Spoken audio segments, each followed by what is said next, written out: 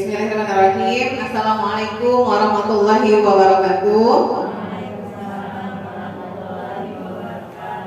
Terima kasih Ustadz Bunda yang sudah bersedia hadir dalam kegiatan pengimbasan materi modul 1 pendidikan guru penggerak angkatan 4. Saya mengikuti pendidikan guru penggerak angkatan keempat.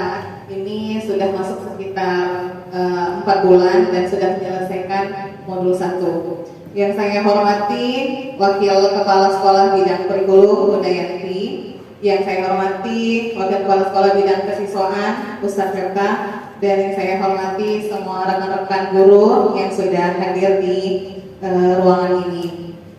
Izinkan saya menyampaikan beberapa hal yang sudah saya dapatkan dalam pendidikan guru penggerak angkatan 4, tepatnya di modul 1.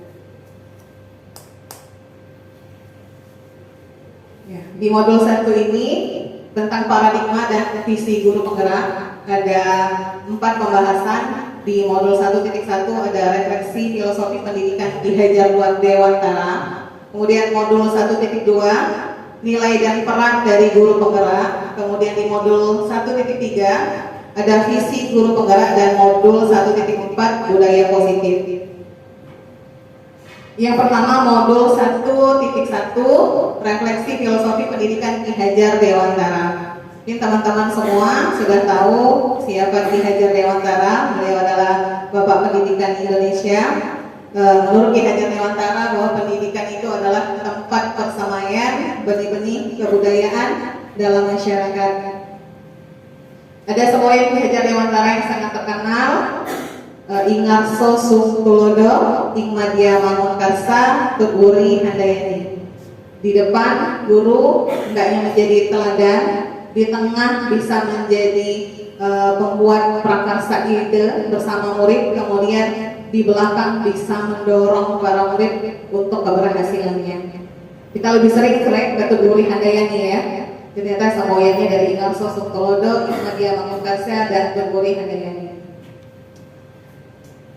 Nah, ini adalah kesimpulan dari dasar-dasar pendidikan menurut Ki Hajar Dewantara. Yang pertama adalah menuntun.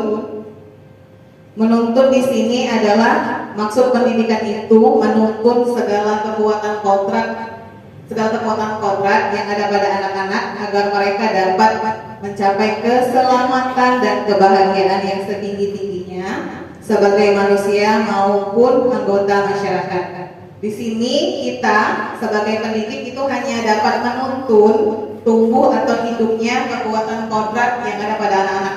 Kita pasti meyakini bahwa setiap murid kita itu punya kekuatan kodratnya masing-masing, kekuatan yang sudah pada dasarnya mereka miliki. Nah, tugas kita di sini hanya menuntun agar kekuatan yang dia miliki itu nanti bisa membawa dia kepada keselamatan dan kebahagiaan.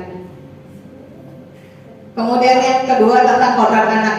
Kodrat anak itu adalah memiliki hak untuk merdeka secara lahir dan batin. Nah, ini yang sekarang dibilang pendidikan merdeka belajar ya. Jadi memang anak-anak itu punya hak untuk merdeka secara lahir dan batin. Merdeka secara batin yaitu melalui pendidikan, dan merdeka secara lahir yaitu melalui pengajaran. Selain merdeka, kodrat anak-anak kita adalah bermain. Jadi kalau kita mau mengoptimalisasi pengajaran dalam kelas kita, memang kita mestinya memberikan hak mereka untuk bermain. Jadi bukan menghalangi. Nah, ini juga dalam frame kami, kalau kita suka menghalangi anak kalau belajar duduk rapi tidak bermain. Nah, sebenarnya hak mereka adalah untuk bermain. Tinggal kita bagaimana mengatur kondisi kelas kita, kegiatan pembelajaran kita itu terasa bermain oleh mereka, sedangkan padahal isinya adalah kegiatan pembelajaran. Apalagi untuk anak-anak yang memang pada usia sekolah dasar seperti di sekolah kita. Yang ketiga, berpihak pada anak. Nah, di sini mungkin nanti akan ada kata-kata yang mungkin agak fenomenal ya kalau di guru penggerak gitu ya.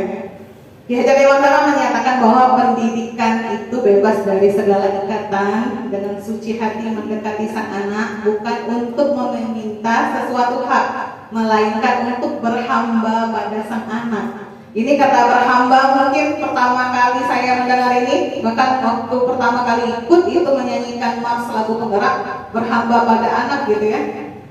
Rasanya bagaimana ya, namanya berhamba kita cukup kepada Tuhan yang Maha Esa.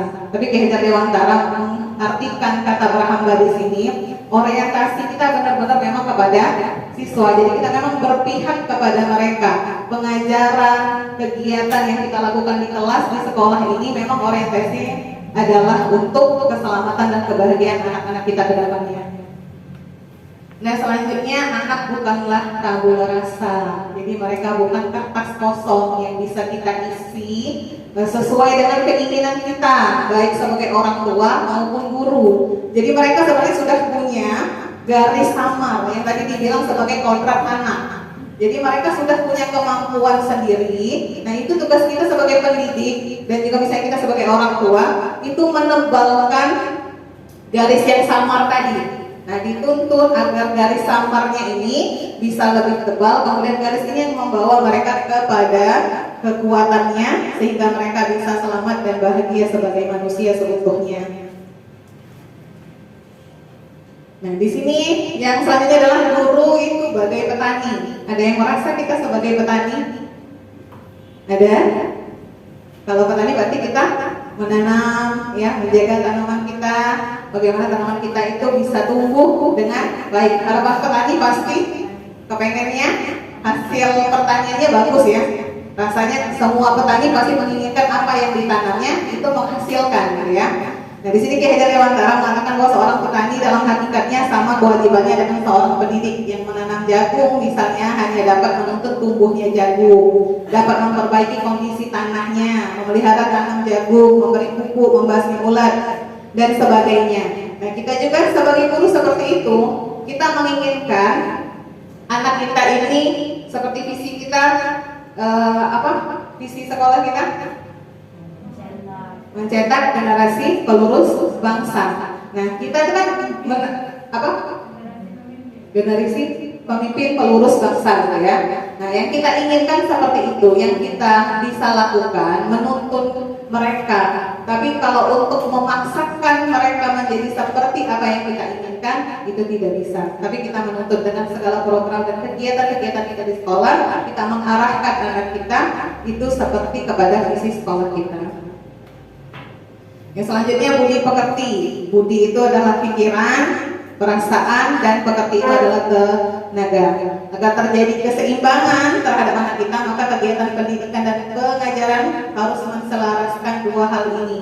Jadi dalam kegiatan pembelajaran kita, budi pekerti itu tertanam. Jadi pikiran, perasaan, tenaga mereka itu memang teroptimalisasi, digunakan, dipakainya untuk membentuk karakter mereka.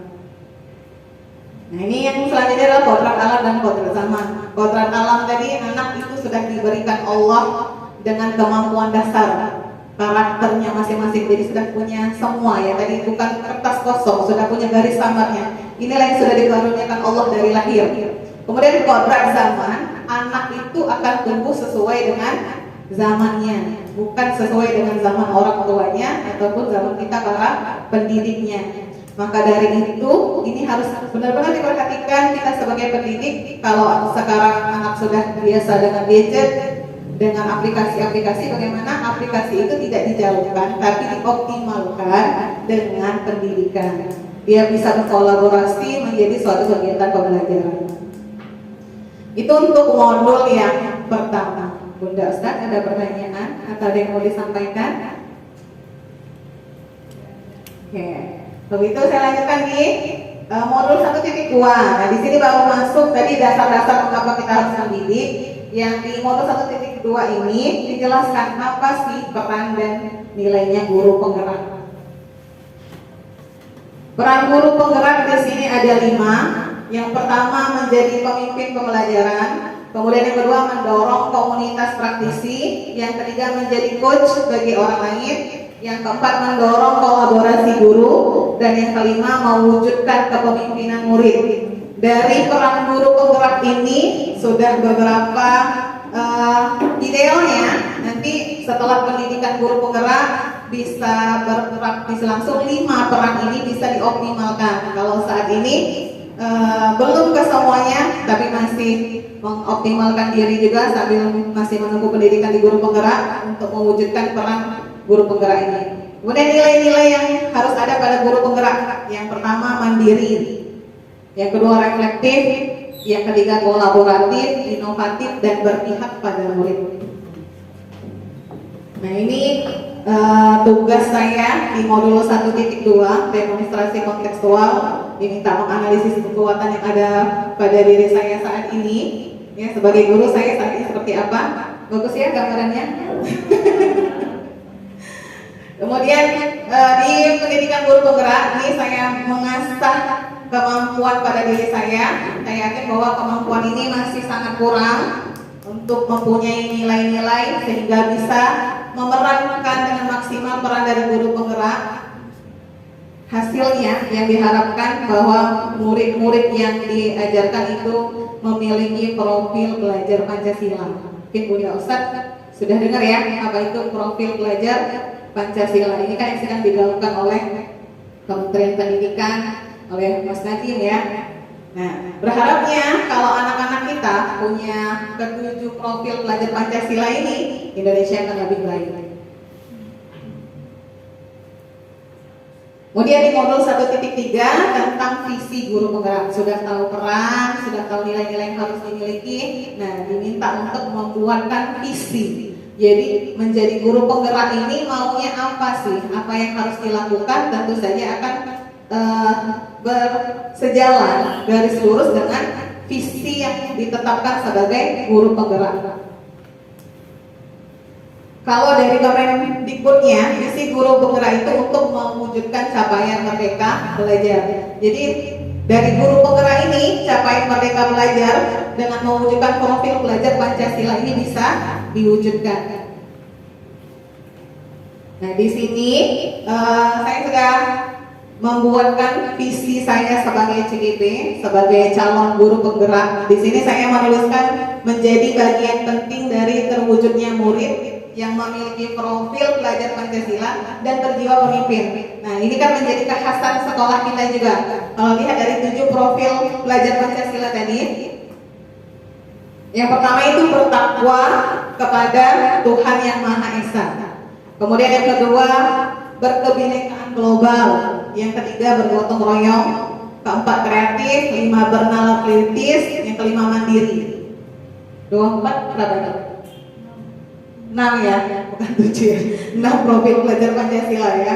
Nah ini yang diharapkan. Jadi ditambahin di visi guru penggerak saya.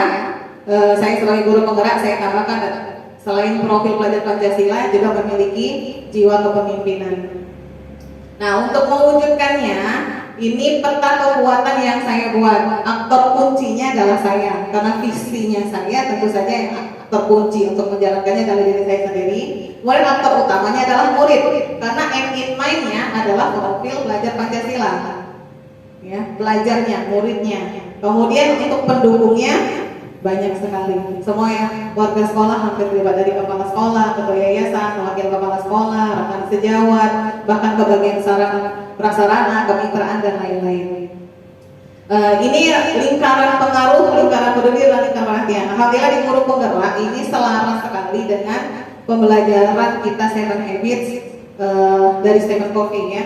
Jadi belajar tentang lingkaran pengaruh ini sering itu berulang-ulang di guru penggerak. Nah hanya pertama kalau di guru penggerak ada yang namanya lingkaran perhatian. Jadi yang di luar lingkaran peduli ada lingkaran perhatian. Kalau kita membahasnya lingkaran pengaruh ya, itu diri kita sendiri gitu ya. Lingkaran peduli yang bisa kita kenain, yang paling terdekat dengan kita.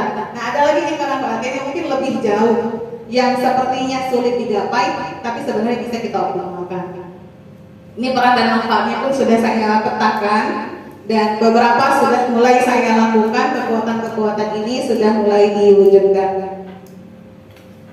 Nah kemudian untuk mewujudkan visi guru penggerak tadi itu dengan melakukan beberapa perubahan. Saya merancang 5 perubahan. Itu menggunakan metode inquiry apresiatif dengan tahapan bagja. Jadi perubahan-perubahan yang akan dilakukan itu di breakdown dengan tahapan bagja. B-nya membuat pertanyaan, A-nya ambil pelajaran, gali impian, jabarkan rencana, dan atur atur eksekusinya. 5 perubahan yang saya rencanakan, termasuk di dalamnya mewujudkan kepemimpinan murid di tingkat sekolah, karena pas dan memang kegiatannya harus dilaksanakan. Nah, ini yang saya merahin ini memang jadi prioritas utama dan sudah terlaksana. Yang pertama, 5 perubahan untuk mewujudkan visi tadi, menciptakan suasana kelas dan sekolah yang dirindukan.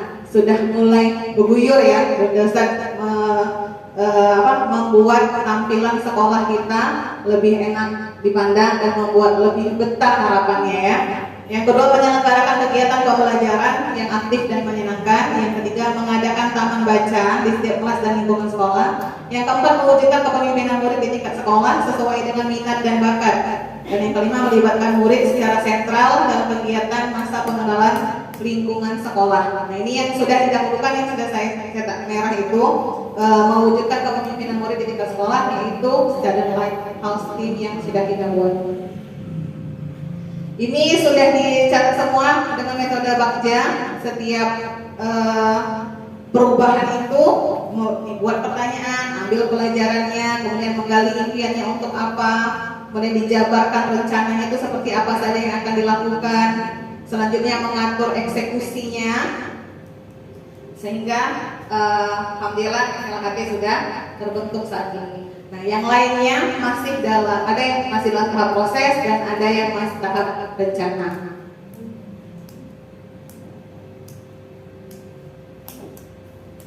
Ini masuk ke modul 1.4 budaya positif.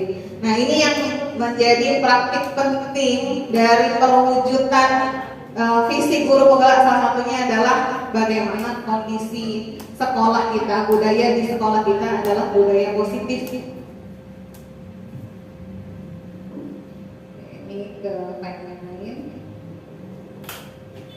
Nah, ini konsep budaya positif berdasarkan dari pendidikan guru penggerak yang saya terima, kemudian saya kombinasikan dengan kekhasan sekolah kita yang tadi kental dengan kepemimpinan.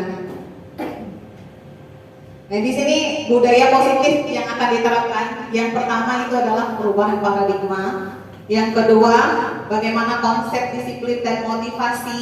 Kemudian yang ketiga, membuat keyakinan kelas. Yang keempat, pemenuhan kebutuhan dasar. Dan yang kelima, 5 posisi kontrol. Dan yang keenam, apa itu segitiga restitusi dalam budaya positif. Ini tadi ya, diingatkan sama Ki Hajar Dewantara bahwa kita tadi seperti petani yang hanya bisa menuntun tumbuh kembangnya anak kita. Nah, untuk menuntun tumbuh kembangnya anak kita, tentu saja kita hanya butuh sesuatu yang bisa memprogres anak kita ini sesuai dengan apa yang kita harapkan. Perubahan paradigma. Nah, di pendidikan guru penggerak, ilmu tentang stimulus respon dan teori kontrol nih lumayan lebih saya pahami di sini, karena sebelumnya kan sudah dapat dari 7 Habits ya, bagaimana stimulus respon itu diubah menjadi teori kontrol. Jadi dari sini kita itu kan di 7 Habits itu kita tidak bisa mengubah orang lain, tidak bisa memaksa orang lain untuk berubah, lebih tepatnya ya. Tapi yang paling bisa kita untuk ubah adalah diri kita sendiri. Nah, itu di teori kontrol. Kita berusaha memahami pandangan orang lain tentang dunia. Seek first to understand, then to be understood. Gitu ya, yang pertama. Kemudian semua perilaku memiliki tujuan. Begin, with the end, in mind. Ya, ini materi dari guru penggerak. Kemudian hanya Anda yang bisa mengontrol diri Anda. Ya, jadi tidak bisa mengontrol orang lain. Orang lain pun tidak bisa memaksa kan. Saya bisa yang bunda gini. Mana tangannya bunda gini? Kalau bunda gini itu, nah ya, kalau saya bunda gini tuh. Kalau bunda gini saya minta buka, tapi bunda gini tidak pernah mau, bisa nggak saya paksa? Tidak akan pernah bisa. Itu untuk hal kecil saja, apalagi memaksakan sesuatu yang lebih dari itu.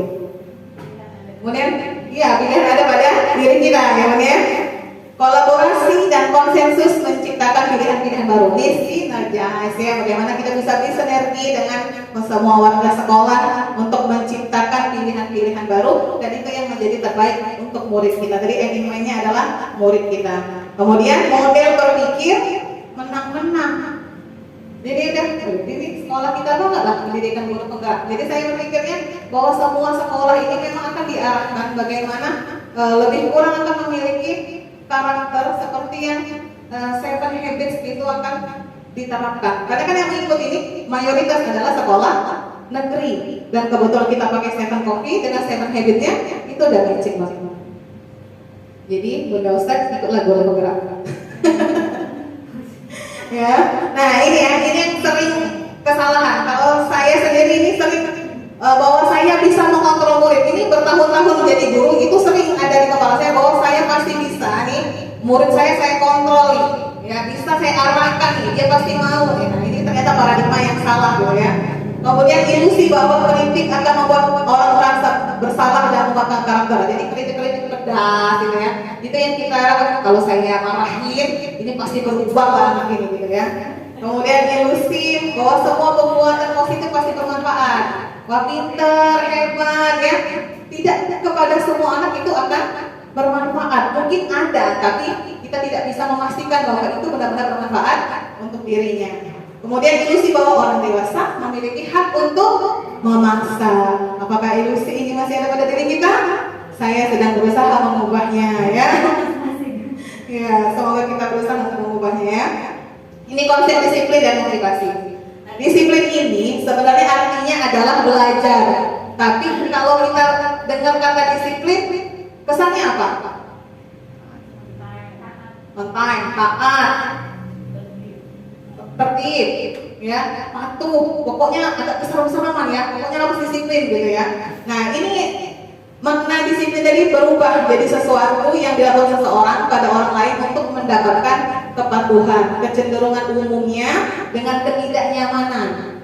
Jadi disiplin itu hubungannya dengan ketidaknyamanan, akan dipaksa nih untuk disiplin gitu ya. Jadi kurang ada di kepala kita, bahkan anak-anak mungkin juga seperti itu. Nah ini teori motivasi perilaku manusia. Jadi kita maupun anak-anak kita, semua orang itu dalam melakukan sesuatu apapun itu yang pasti punya motivasi. Entah itu karena eksternal ataupun internal. Nah, menurut Bunda Ustaz, melakukan sesuatu itu lebih enaknya karena orang lain atau karena diri kita sendiri? Diri sendiri. Yang kita harapin anak-anak kita juga dalam melakukan perubahan itu munculnya dari diri sendiri, bukan karena kita marahin tadi ya, bukan karena kita selalu puji-puji. Karena di Quran dibilang bahwa penghargaan kepada anak itu ternyata bisa menjadi sebuah hukuman. Padahal yang fokus untuk mengejar penghargaan saja, bukan untuk mengubah karakternya menjadi lebih baik. Nah ini pembentukan keyakinan kelas. Kenapa kemarin alhamdulillah kita sudah buat sama-sama namanya keyakinan kelas, dan di kita itu ada namanya mission statement. Nah, mission statement ini lebih kurang dinamakan dengan keyakinan kelas. Nah, di konsep sini, ini yang Rekor sendiri diselaraskan dengan kondisi sekolah kita. Jadi keyakinan kelas itu ada dua. Yang pertama misi kelas, yang kedua adalah kesepakatan kelas. Ini mengubah dari nama aturan kelas. Kalau aturan tadi kan kesannya seperti yang nggak nyaman, pokoknya diatur gitu ya. Nah, kalau kita bicara tentang misi kelas, sesuatu yang kita yakini di kelas bisa kita lakukan. Makanya sifatnya harus berupa narasi di misi kelas itu. Kalau di misi kelas saya sendiri, kami akan bersungguh-sungguh mewujudkan mimpi pribadi kami, menghargai waktu, menghargai orang lain, dan belajar bertanggung jawab. Nah, turunannya nanti menjadi kesepakatan kelas. Kesepakatan kelas ini yang Bunda Ustaz lakukan di kelasnya, banyak dari anak atau dari kita yang menawarkan? Anak. Anak lebih bertanggung jawab. Yang paling enak, kita lebih enak ya bilang kesepakatannya apa ya, kan dari kalian begitu ya, karena dikembalikan, karena dari mereka.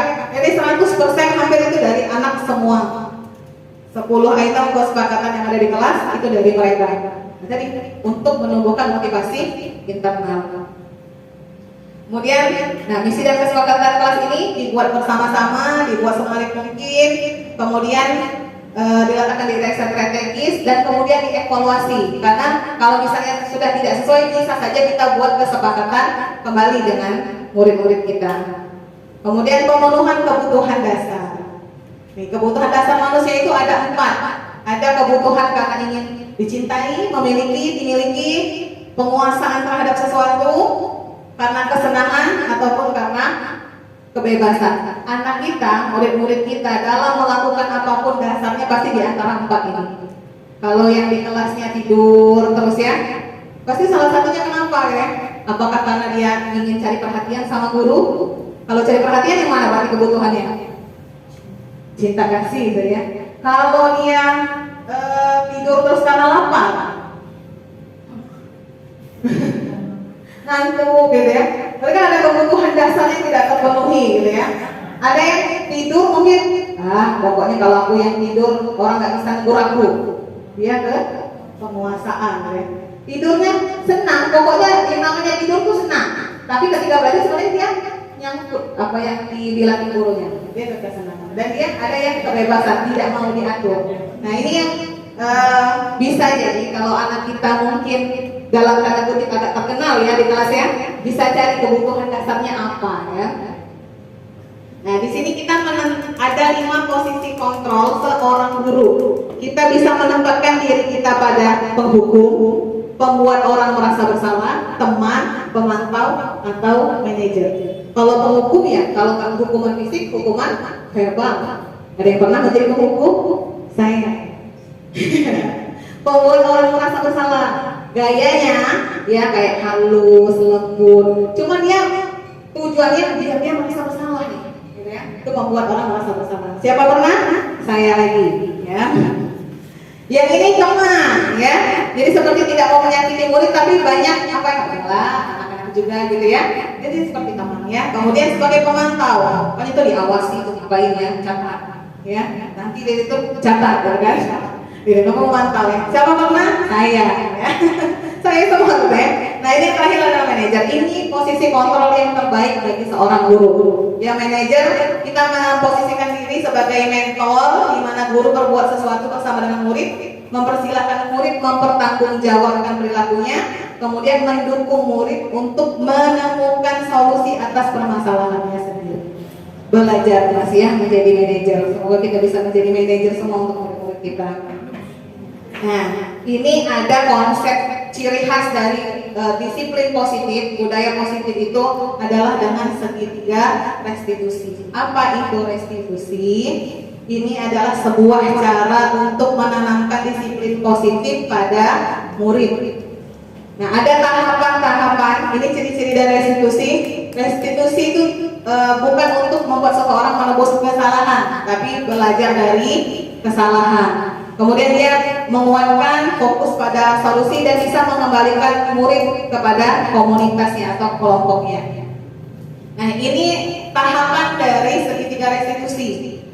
Yang pertama menstabilkan identitasnya, ini bagian dasar. Nah ini yang paling penting. Jadi kita menyamakan apa ya, sama anak kita tuh menyamakan vibrasinya.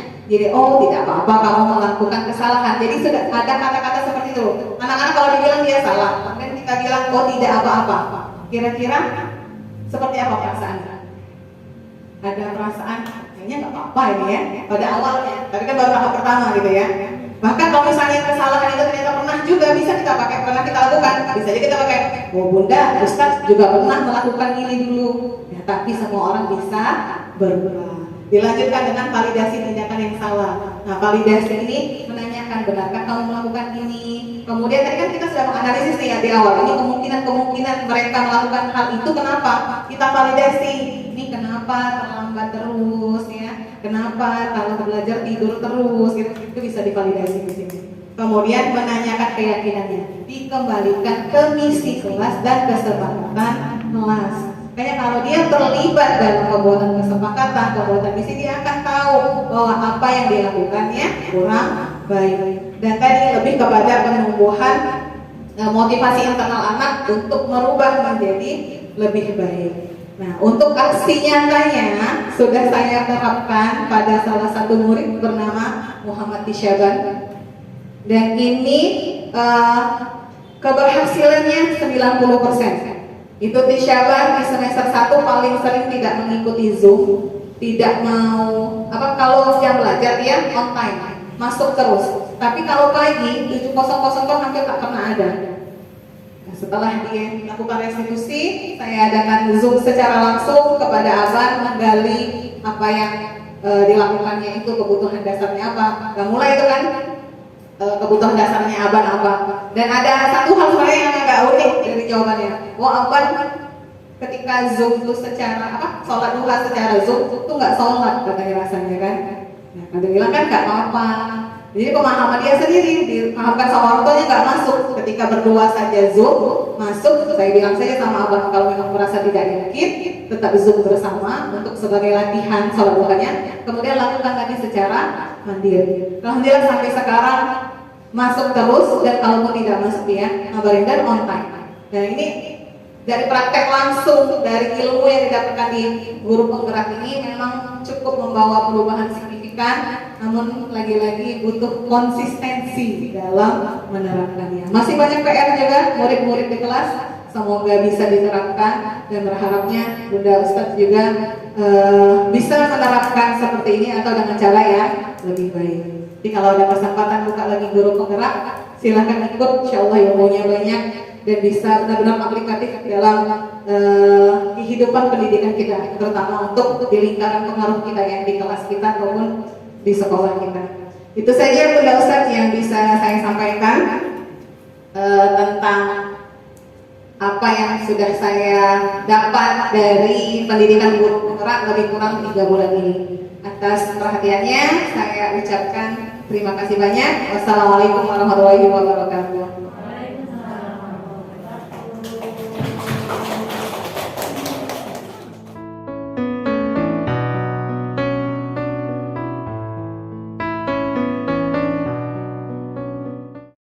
Assalamualaikum warahmatullahi wabarakatuh. Nama saya Kisah Maura dari kelas 5 Mesir SDIT di Palembang. Semenjak Bunda Riri mengajak kami membuat insiden kesepakatan kelas bersama-sama, saya merasa lebih bertanggung jawab untuk mewujudkan kelas yang kami impikan. Assalamualaikum warahmatullahi wabarakatuh.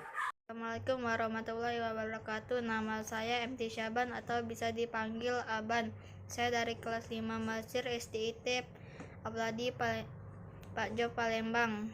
Alhamdulillah setelah Bunda Rere mengajak Aban diskusi tentang keterlambatan Aban merasa sekarang Aban jangan terlambat lagi. Dan sekarang Aban berubah untuk lebih disiplin mengikuti al-maksurat maupun sholat duha. Wassalamualaikum warahmatullahi wabarakatuh. Assalamualaikum warahmatullahi wabarakatuh. Nama saya Farafi Dwi Ali Komar dari kelas 5 Mesir SIT Auladi Pak Jo Palembang. Alhamdulillah setelah kelas kami memiliki misi dan kesepakatan kelas, saya menjadi lebih untuk berusaha hadir tepat waktu setiap hari.